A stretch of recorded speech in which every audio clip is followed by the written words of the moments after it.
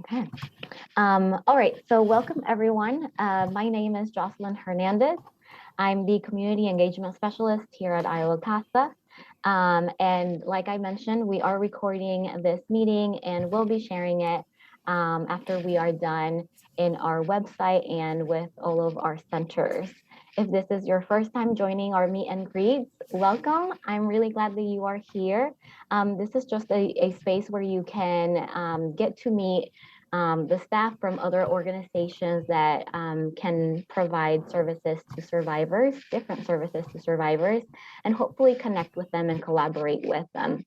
In the past, we have had the Spanish Helpline come and present, Bikers Against Child Abuse. So we have a variety of organizations that you can, become familiar with. For today's meet and greet, we have Disability Rights Iowa. So they'll be presenting on their services, how to get in touch with them, and how you can, collaborate with them to serve survivors. And so here's like different ways of interacting with them would be by putting your questions maybe in the chat box. You are also able to unmute yourselves. And I believe we don't have a Q&A box, but yes, so unmute yourselves or use the chat to ask questions and interact with our presenters today. So with that, I'll pass it on to Vanessa, Carissa, and Daniel to let us know what Disability Rights Iowa is about. Thank you very much for having us. I suppose I can start as the junior on this team. My name is Vanessa Santos Nila, and I'm the bilingual intake specialist and outreach coordinator here at Disability Rights Iowa. I look forward to talking to you about our agency. Thank you for having us again. I'll go next. My name is Carissa Flaggy. I know a couple of people on here. I actually come from the DBSA world before I worked at DRI. I worked at ICADVA as a staff attorney for several years. And I now do a little bit of all kinds of things, disability advocacy related. And yeah, I think that's it. Hi, Lena. Good to see you too. Well, see that you're here. Not everyone has their cameras on, but I am seeing some familiar names. So Dan, go ahead. You're next. Yeah, I will just introduce myself. So good morning, everybody. My name is Daniel Van Sant, and I am also a staff attorney here at Disability Rights Iowa, and I do most of our special education work. So while Carissa gets to do like a little bit of everything, I'm a little bit more siloed and specialized in our education work. So that'll be a lot of what I talk about today, and I'm happy to answer whatever questions I can on those topics.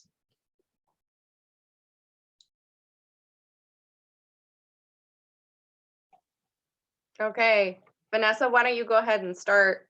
Oh, you're on mute still. Thank you. Thank you. Still don't get used to it.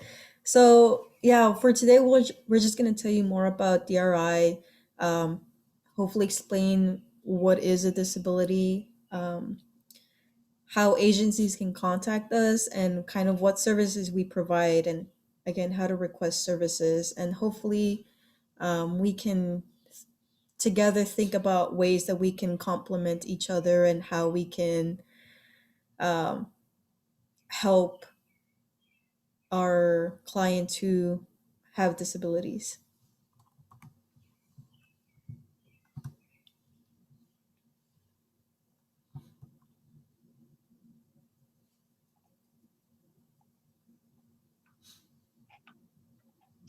I'll go from here. So Disability Rights is a nonprofit law center. We're located in Des Moines, but we serve the entire state. We have about 20 employees, including 8 attorneys. And yeah, we're a private nonprofit that we are mandated by the federal government to exist, but we are separate from like government entity, so to speak.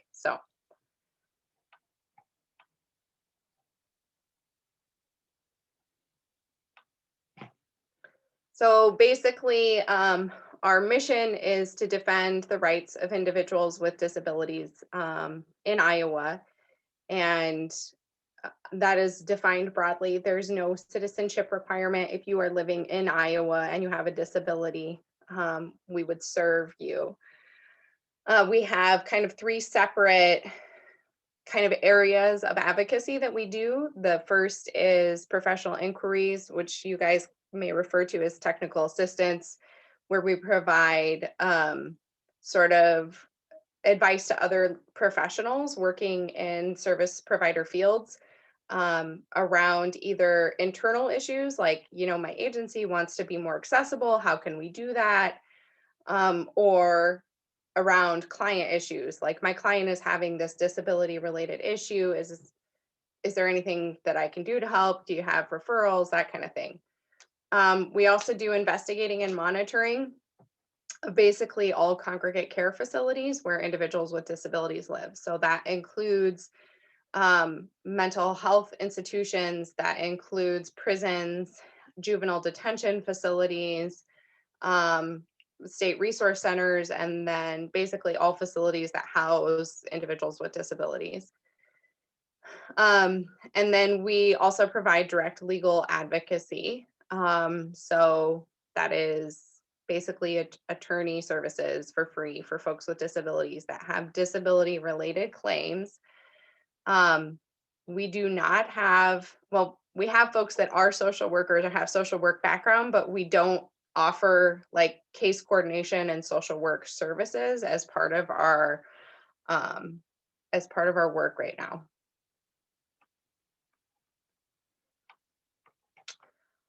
So the background of how DRI came to be is a long, complicated story. So I'm going to kind of put it down into like very simple. So there was a big expose in the 70s at Willowbrook Institution that basically spotlighted horrific living conditions for individuals with disabilities that were being housed in these massive institutions, basically with no services, no meaningful life activities. They were just housed. The conditions were awful. When that news report kind of came out, Congress acted, and one of the things that they did was to require that an agency like ours is in every state and territory in the United States. So there are equivalent resources if you're working with clients that are transitioning in or out of state. There should be something like us in every state. They had go by different names, but we're all part of the protection advocacy system. Dan, you want to do this one? Yeah, sure. So who do we serve, right? What would our potential clients look like? Who can you refer to us? So like Carissa said, you have to be a resident of Iowa. We do not have a citizenship requirement. We don't collect a social security number. We don't ask for any of that kind of documentation. You just have to live in Iowa. And then the second piece is you have to have a disability. We define disability very broadly at DRI, so that includes a lot of the more, I guess, I would say traditional disability diagnoses. So people who are blind, deaf, cerebral palsy, physical disabilities, use mobility aids, things like that. But also it includes mental illness, so depression, anxiety, PTSD, a variety of mental health diagnoses. It would include people with autism spectrum disorder and traumatic brain injury as well. So we really have a wide definition of what we consider to be a disability. And we always think that's important because a lot of people may not identify as having a disability when they come to you as an advocate or attorney, but if they have symptoms of a mental health condition or have a diagnosis, that may qualify them for additional services. And it's just good to flag that for people that are interacting with these different populations. So the third prong here is that the person must have a disability-related issue. And so if you kind of go on the other side of the screen here, what we really are looking for is that you have to have a disability and a legal or advocacy need attached to that disability. So the examples given here, something that may qualify for us is an individual discloses to their employer that they have a disability and that they need a reasonable accommodation to do the essential functions of their job. The employer responds by firing the employee without giving the situation adequate processing. This person has a legal issue because of their disability, right? They're experiencing employment discrimination on their disability itself. And now you can contrast that with this second example where an individual is blind and is getting a divorce. So yes, the person has a disability, they're blind, and they have a legal issue, they're going through a divorce, but they're not getting divorced because of their disability, right? So they have a disability and a legal issue, but not a disability-related legal issue. So because that person does not have that nexus, they would not qualify for our services. The next tenet here is that it must fall under our areas of focus. And so we do have a board of directors, and every 2 years we poll the state, we do a survey of the state of what issues our constituents most want us to address and work on. And then our areas of focus or those grant priorities are changed every 2 years to try to adapt for those needs. So for example, we can talk about this later as well, but we just redid the grant priorities a year ago. And so we were able to incorporate COVID-19 related school needs in that. And then likely a year from now, we will change to do something else. And I see that Carissa has shared our current areas of focus in the chat below.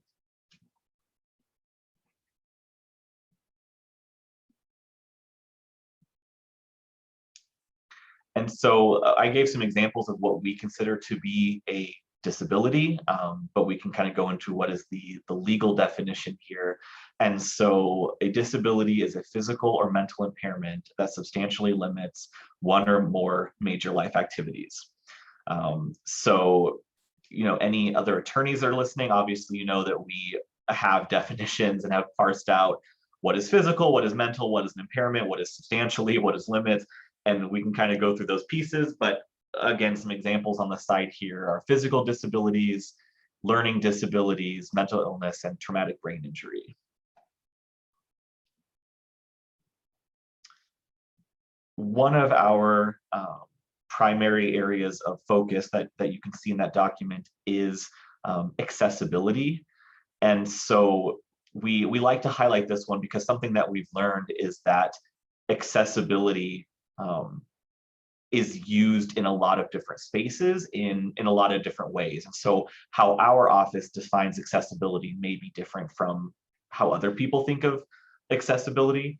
And so for us, accessibility or an accessibility case is really ensuring that people with disabilities have physical access to public spaces, to local, state, and federal government buildings, and to services and programs available to the public regardless of their disability.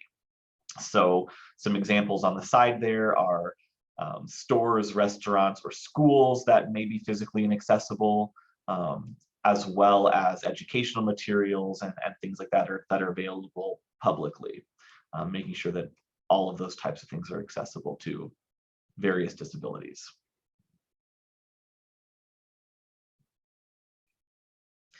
Okay, so if you have somebody with one of these types of issues, right, the first question is, how do we know if something is accessible or not for somebody that has maybe physical or sensory disabilities?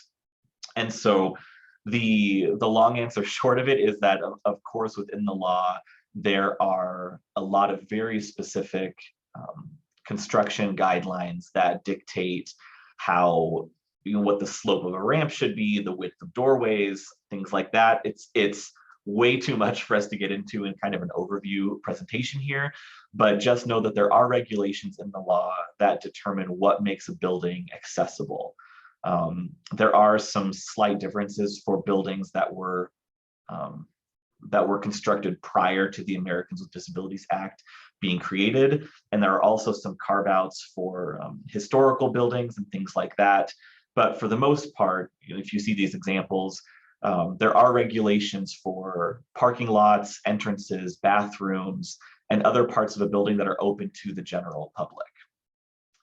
For programming and services, it really depends on the individual and their disability. And so some examples that we have there are courses at a public college or delivery of services from a business. So having, online courses be accessible, or having materials from a university be in an accessible format for a student that has a disability. There's also a growing amount of case law around where it says delivery of services from business, right? Whether online shopping websites are accessible and how to make those accessible for people with a variety of disability needs. An example that we see quite frequently that may come up in some of your work is around daycares, having separate policies for students, or not students, but for children with disabilities, and things like that. That's a call that we get pretty frequently. And daycares also are places of public accommodations, meaning that they have to provide and accept services for children with disabilities, but we see a lot of roadblocks put up in front of families that come to us. So Vanessa, do you want to take this one? Yeah, I can go ahead and take it. And just to give a description of, the Iowan population, just we found out that 11.8% of it has a disability. For people under the age of 18, we saw that 3.7% of them have a disability. And, for ages 65 and over, Iowa is a bit more of an older population, so it's going to be higher. 31.1% of 65 and over have a disability. And we have this interesting fact that people who identified as being Asian amounted to be 5.8% of them having a disability. So other important information, we found out that 5.8% of adult Iowans with a disability have no health insurance coverage. Then this was pre-pandemic, and unfortunately this isn't uncommon. Just like other marginalized populations, people with disabilities also have have issues with barriers such as health insurance. The rate of unemployed individuals with disabilities was 3 times more than non-disabled Iowans, again, pre-pandemic. And the poverty rate of Iowans with disabilities is nearly double than the rate for non-disabled Iowans. Vanessa, can I jump in there real quick? Yep. You want me to go back? It's fine. I just wanted to also add, we don't have the stats on all of the sort of intersectional barriers, but I'm sure as advocates are aware, each marginalized identity carries with it more barriers. So these numbers for folks that are survivors of violence, for individuals that are also people of color or language minorities, each of those identifying characteristics kind of increases these numbers, right? So we don't have all of those numbers, and we might get more numbers with the new census stuff that's coming out around different populations in Iowa and that kind of thing. But I think it's important to remember that if you're a survivor of, child abuse or childhood sexual assault, and you have a disability, and you're a child of color, your likelihood of being unable to access resources or finish your education or all of those things just sort of compounds with each with each barrier that you experience. Thank you, Carissa. And one thing that we wanted to emphasize is you know, we kind of want to normalize the word disability and people with disabilities to a certain extent. So what do people with disabilities want? They also want to live in their own homes as long as they can. They don't want to be in a facility. They want to stay within the community and be in contact with the community and their family. They want to have choices. They want to be in control of the way they live their lives, what they do with their, day to day, what kind of activities they want to do, and who they want to interact with. They want to have equal opportunities. And of course, like anybody else, they want to be free from abuse, neglect, and discrimination and harassment. Um, Carissa, I'll throw it back to you on this one. Um, I'm gonna just kind of summarize this because this is kind of like everything else. Like there's a ton of history around this. But disability was sort of a later arriving civil right than a lot of other identities. But it was sort of part of the civil rights movement in the 60s and 70s. Unfortunately, it took about 20 years to get the ADA passed. So it's kind of behind and lagging from other civil rights. One of the first laws was 504, which protects individuals that are served by agencies that receive federal funding. So that would likely include some of your agencies as well, and public schools, that kind of thing. And then, some of the other key stuff that you've probably heard of is the Americans with Disabilities Act, which protects people in the employment setting. It protects people that are served by government services, and it protects people that are accessing public accommodations.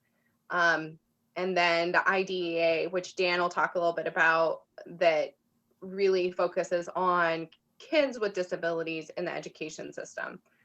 Which was really revolutionary because not that long ago, kids were just put in a separate school, much like the asylums, shut the door, don't think about them. And so now that is not the case. And those kiddos have a lot more rights because of IDEA.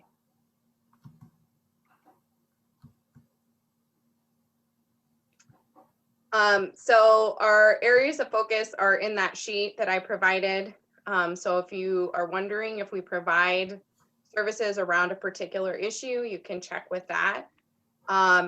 We are limited by our board's decision, and every couple of years they meet. And so there are some kinds of cases that we can't take for full representation because our board has decided that.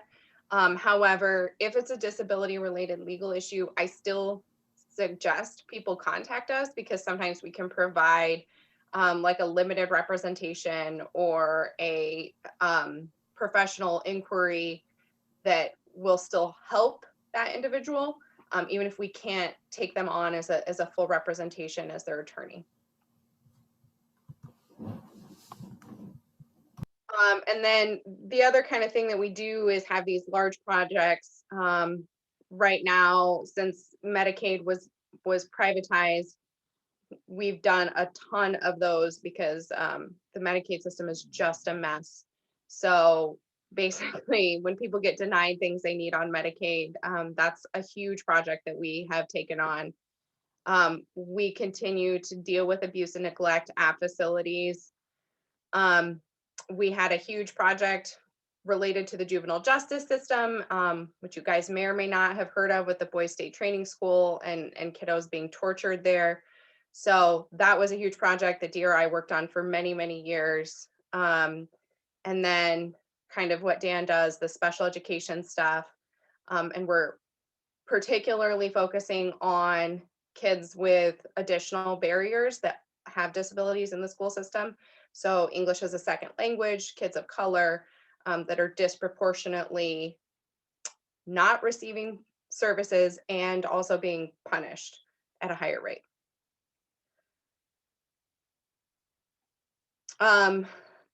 There's kind of a list of things if we are deciding whether or not to take a case. We just throw this in there for service providers.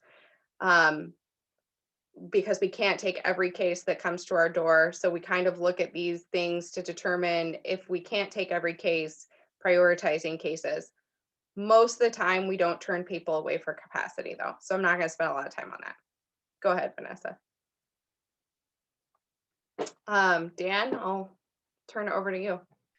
Yeah, so one of the areas of focus that we work on a lot is the area of education, and like I said, that's my practice area here at DRI. So these are sort of the 4 areas of focus, or the 4 grant priorities that we have right now in education. And so the first is to assist English language learners with disabilities and their families in understanding the special education process. The second, like I mentioned earlier, is that we've added for this year assisting special ed students with COVID-19 related school concerns. Next is helping high school students, which in Iowa could be between age 14 and potentially up through age 21, if you're in special education and have an IEP, to make sure that they get services at school to help them have an independent life after high school. We call this transition, which is a little bit more technical, but it's the high school students and helping them get ready to leave high school and join the community as an adult. And then the last is probably our biggest education practice area, and that is what I call sort of inappropriate discipline. So it's helping students that have been suspended or expelled, put on a shortened school day, have police called on them at school frequently, or are restrained or secluded at school. And as Carissa mentioned, unfortunately for any or all of these, it disproportionately affects students of color, LGBTQ students, students with limited or families with limited English capacity. So we definitely try to be cognizant of those intersectional identities on these students as well. So these are some examples here of what we could provide. And of course, we have several other practice areas, but I always think it's good to give examples of what we could do when somebody calls us, right? So in the school related issues, we really have a spectrum that you'll kind of see here. So sometimes I do get cases where it is just to review something and call the family back and have a conversation and give some kind of advice, information, and referral.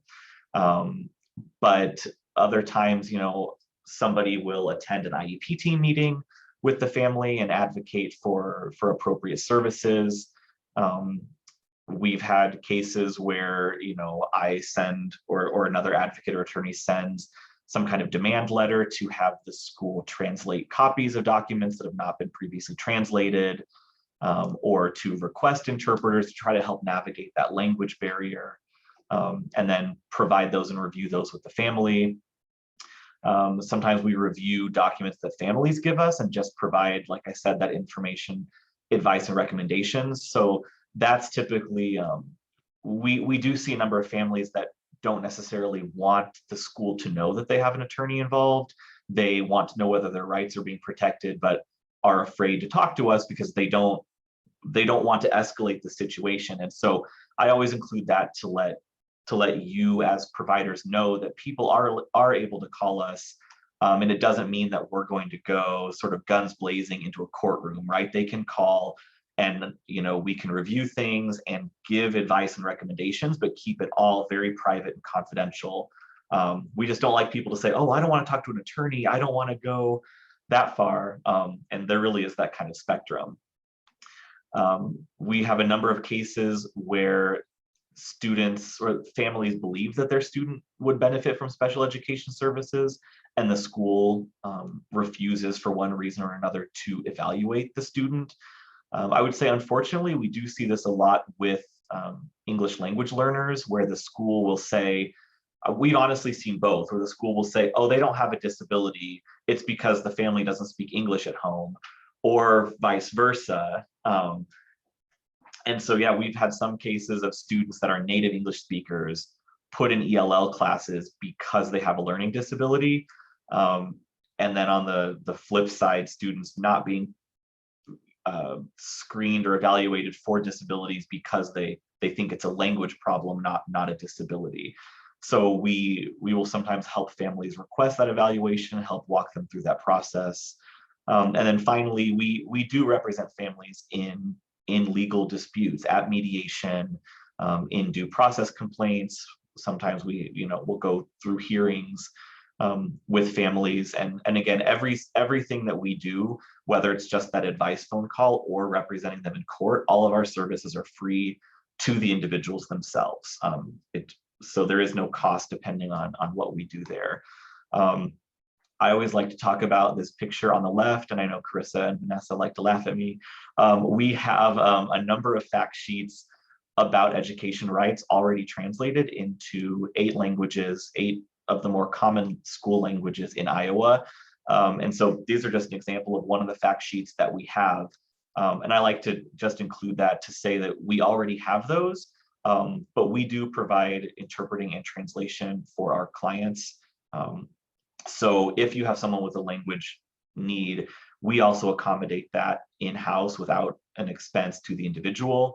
And then obviously, if it's something that's needed at school or in the healthcare setting or wherever, we will also advocate to have interpreters and translators and things like that provided. But I don't know, I'm really excited about the fact sheets, so I always like to give those a shout out. Dan, I saw that we had a question, I think. Yep. Aren't ELL students overrepresented in special ed? Do you often deal with trying to keep ELLs from being dumped there? Yeah, so like I said, we see both, right? And so part of the concern that we see with special education is that disproportionate effect on students of various other identities as well. And so if a student is inappropriately identified as needing special education, but it is only a language barrier, that's something else that people could definitely talk to us about, because my suspicion would be that the language barrier for the family is also preventing them from adequately engaging with the school on that issue as well, right? And so, yeah, we see both sides of that problem. If a student does not have a disability, then you need to be accommodating their English language needs and not sort of warehousing them in special education that's not serving their needs. And then the flip side of that is true as well. If they have a disability, regardless of their language, they are entitled to special education supports and services in their native or home language, right? And so, yeah, we definitely don't want to see people over-identified when they do not have disability-related needs. I would say that happens, that definitely happens based on language ability, and it also happens on race, right? We see a lot of students of color be labeled as having a disability, even if they don't have one, so that you can sort of have these back alley ways of placing the child elsewhere and moving them around. And that's definitely something that we try to tackle as well, because it's not appropriate for that student, and it takes resources away from students with disabilities who actually do need those supports and services. Another question, and I'm not sure how to say her name, but it looks like my name, so I'm going to go with Carissa. Are public schools required to provide translated IEPs?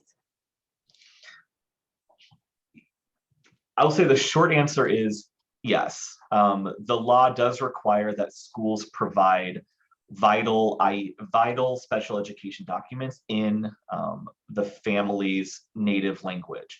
And so the reason I say the short answer is yes is because depending on the language and depending on availability of translation and interpreting, there may be some leeway in when that translation is provided.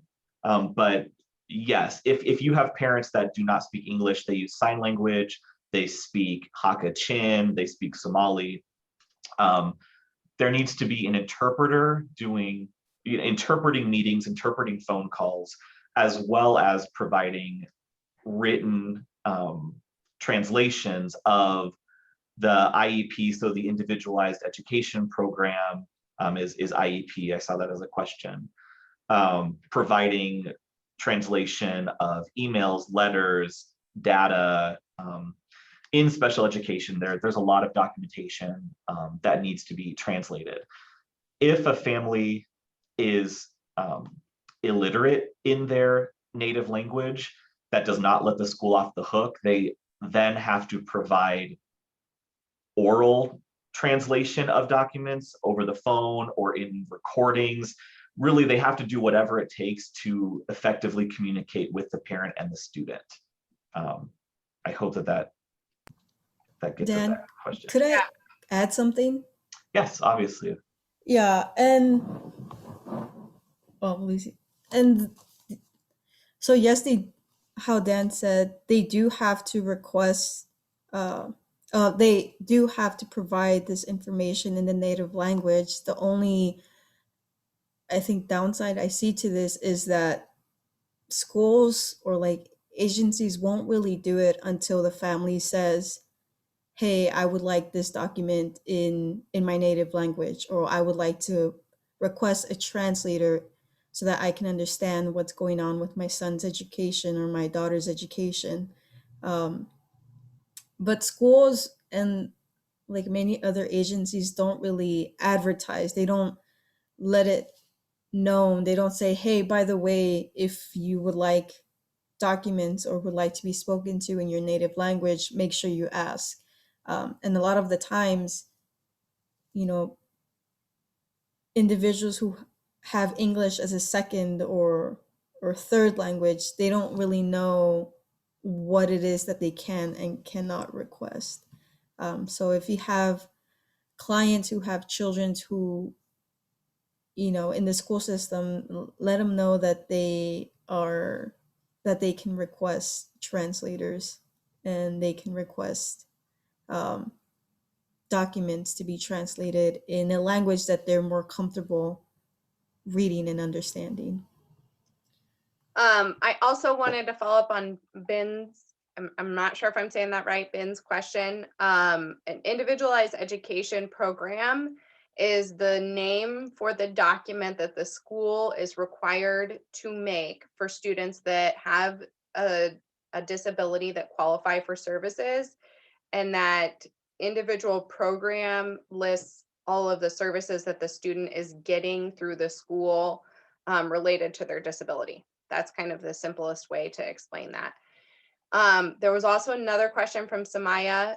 So she said, if you don't have a social security number, how can you obtain SSD? So I'm guessing like social security disability.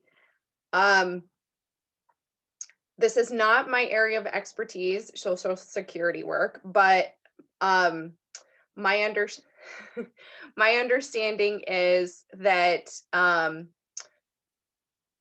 social security is something you have to pay into, right? And part of that is part of what they do require through the government is a social security number and evidence of a valid immigration status. And there are certain, this is also way in the weeds from when I did immigration work, but there are certain immigration statuses that qualify for it. There are certain ones that do not. And so that's kind of a complicated cross question between immigration and disability. But the short answer is, if you're an undocumented immigrant, you're not probably going to qualify for any of those federal sort of income supplements that you get because you have a disability. Which is why acquiring a disability has this tremendous impact on particularly immigrant populations, because there are just not as many safety nets in place. Like if I acquired a disability and couldn't work tomorrow, I would be eligible for some of those things. And in the immigrant population, a lot of folks are not. And so they're kind of left to either provide for themselves or have family. And if they don't, it's trouble. So that's the short answer. All right, Vanessa, I think I'm next with employment. All right, I'm going to go through this really quick because I want to give you guys at least a couple of minutes to ask questions at the end. One of the big areas that we do is employment. Basically, under the ADA, the Americans with Disabilities Act, it required employers, most employers, to provide reasonable accommodations, that's a legal term, to individuals to do the essential functions of their job. Examples would include changes to policy, procedure, providing equipment, changes in scheduling, and what is reasonable and what is an accommodation that's appropriate. It kind of varies depending on the job itself. So an accommodation for someone who works in a meat packing plant is going to look very different than an accommodation for an attorney or a social worker. And then it also depends on the disability. Employees do not have to use specific language to request this accommodation. It is enough that the employer knows they have a disability and that they're asking for help related to that disability. That should put the employer on notice that the ADA is going to apply, and it should be kind of covering what happens next, what the employer does. So the appropriate response from the employer would be to start a conversation with the employee about what their needs are, and how the agency or the institution could accommodate that. Go ahead, Vanessa. Another issue we see a lot with housing, and I stuck this in there because I know this comes up a lot with folks with mental illness, PTSD, anxiety, depression. There are two separate laws that protect different kinds of housing situations. The issue we see come up most often is an individual needs either a physical modification to a property or a modification to a policy, like a no pets policy, in order to meet their disability needs. And so if you have a either service animal, which is a trained animal that provides a service for a person with a disability, or an emotional support animal, which is not trained but provides an emotional kind of need for an individual with a disability, we get a lot of those requests. Most of the time, those have to be allowed in housing, even if the housing institute or whatever has a no pets policy. And then I kind of lumped together public accommodations and government entities. Under the ADA, any place of public accommodation and government entities also have to provide reasonable accommodations, kind of like employers, in order to make sure that folks can access their services. That would include places like IowaCASA, or any of your agencies. You're all probably public places of public accommodation.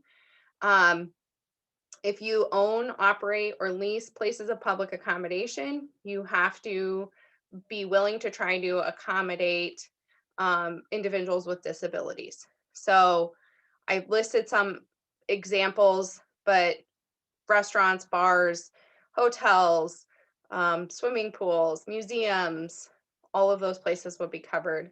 And then government agencies, that's pretty self-explanatory. Reasonable accommodation would vary depending on the disability and the agency. So for an example, if you had a survivor that was deaf or hard of hearing, in order to access your services, they need an ASL interpreter. That would be a reasonable accommodation that your agency would be required to provide. And then I'll let you sum up how to get a hold of us, Vanessa, and then we can open it up for questions. Yeah, so there's many ways that you or your clients can contact us. We went ahead and left our phone number there. My extension is 212, and my personal work email is there. You can also go on our website, kind of do like one thing that you can do is you can do a bit of a soft handoff. You could either email me and say, hey, I have a client and this is their issue. It seems like it's related to their disability. Can you give them a call? Or you can go on our website and we have what we call an online submission form where you can, as an advocate, can fill it out for them as well. Otherwise, an email with their name and phone number and what language uh, they need to be spoken to would suffice. Um, And for you as the advocates, if you have any questions, any technical assistance related to, an issue that your client is having, that your client with a disability is having, you can feel free to contact us as well.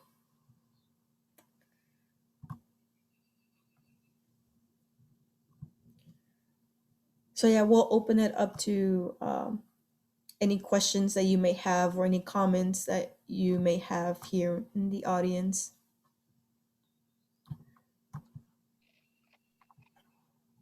Thank you, Vanessa and Carissa and Daniel. That was awesome information. And if you, any of the advocates that are still on want to ask any questions, you may mute yourselves or you can put it in the chat.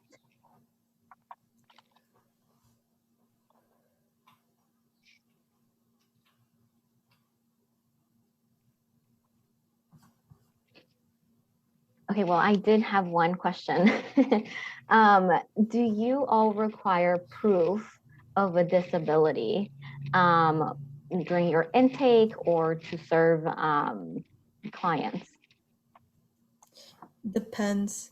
Well, the answer is no, not during intake. The only one we would need kind of proof would be if the person has a mental illness, and that's just because our grant that funds one of our grants that gives us money to assist people with who have a mental illness requires it. But if they have something else like like diabetes or autism, we wouldn't um, we don't require proof of that disability. And even with mental illness, we don't necessarily need proof from like a doctor or a therapist if the individual is in a facility that serves people with a mental illness, then that would be kind of like proof. Dan, Carissa, am I missing something? No, the only thing I was going to say is that, yeah, we don't require that documentation of disability at intake. For people with mental illness, though, we do work with them to follow up on getting that documentation. And so it really can be something as simple as, I am this person's doctor, they have post-traumatic stress disorder, Dr. Daniel, right? So something like that would be sufficient for us. And a lot of times I just work with my clients. I have them sign a release for me to talk to that doctor just to get that documentation, and we can handle that internally as well. We try to take away as many steps and barriers as we can. If somebody has a mental health diagnosis and they have a document that has that, they could certainly provide that at intake, and it just saves that step later on. And then the other caveat that I like to give is for youth, one of the ones that I mentioned, right, is where the family believes that the child would benefit from special education, but the school will not evaluate and won't provide anything. So in those cases, there often is not documentation of a disability or a mental health illness, because that's what the legal violation is itself. And so even in those situations, I would still refer people to us, because I have worked on cases where that is the violation, that the school will not evaluate and produce that. And so we're still able to take that and work through that, because that's sort of the violation itself, if that kind of makes sense. Yes, it does. Thank you. Anyone else online have questions? I have one more question, but I want to give people the space to ask anything to you all. It looks like Eric unmuted. Eric, do you have a question? I have a question. So when you guys were speaking about folks who have a disability or would have a disability, and if they're not U.S. citizens, but they have a work visa, how would that work with them being able to access certain funds if they do happen to have a disability while at work and they can't work? Is there funding for them if they had a work visa? So that's kind of two two separate issues I'm hearing. First is, would they qualify for like SSD or SSDI? And usually if all you have is a work permit, that's going to be no. But I would ask this question of someone who specializes in Social Security work before I give you 100% answer on that. We have folks that do assist individuals who are on disability. They might be able to answer that question, so I can send the answer to Jocelyn. And the question of like, are you entitled to accommodations if you just have a work permit? And actually, under the ADA, your immigration status doesn't matter. The problem that we see is individuals that have a tentative work status like TPS or they're undocumented, they usually don't want to fight with the employer for fear of their immigration status being outed or the employer calling ICE or whatever. So an individual with just a work visa, like someone on DACA, for example, they do qualify for protections under the ADA. And if they need an accommodation, a temporary leave, a change in schedule, leave to go to mental health appointments, like that's when we see a lot with PTSD, depression, anxiety. You can get a standing, I need an hour a week to go see my therapist, as an accommodation. Those things all would be available to someone who has any immigration status. The issue is whether that individual wants to push that with an employer that might retaliate. Thank you. All right, so we have one more minute, but I did want to ask, since we do have advocates joining us from all across Iowa, do you travel to see your clients? I know we're still, like restrictions are still around. So can you tell us a little bit about like what options people have around that? So we do travel. Pre-COVID, we travel to visit clients in person. And again, to try to minimize barriers around transportation, physical accessibility, that kind of thing.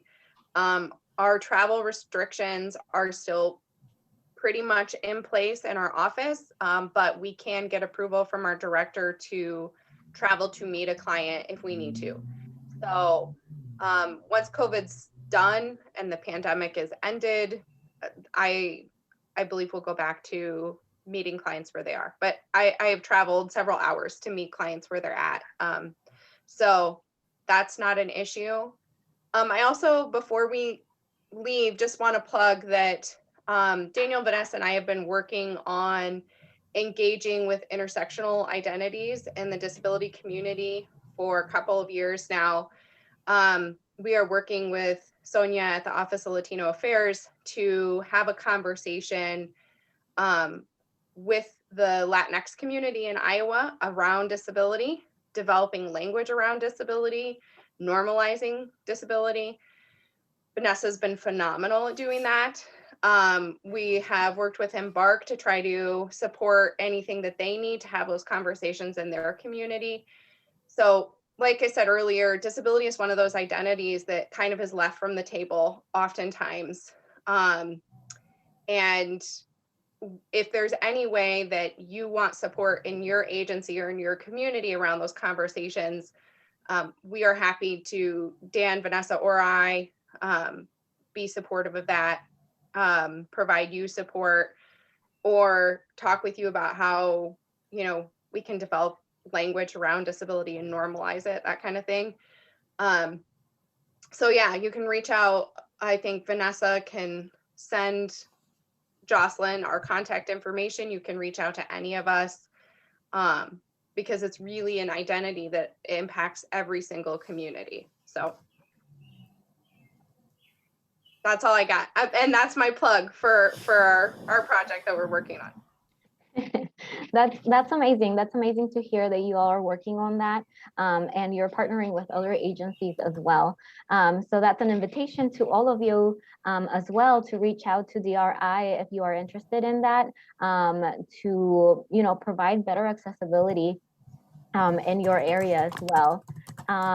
So, all right, I think this is it. I will send thank you, Vanessa, for entering your contact information, but I will send all of that information in a follow-up email along with the recording of this webinar. And we really hope to collaborate with you again, DRI, and for other subjects, right? You saw that there are a lot of questions and technical assistance that advocates can benefit from. So we hope to also provide those opportunities for all of you advocates. So thank you, everyone. I hope that you have a nice day. Thank Thank you. you.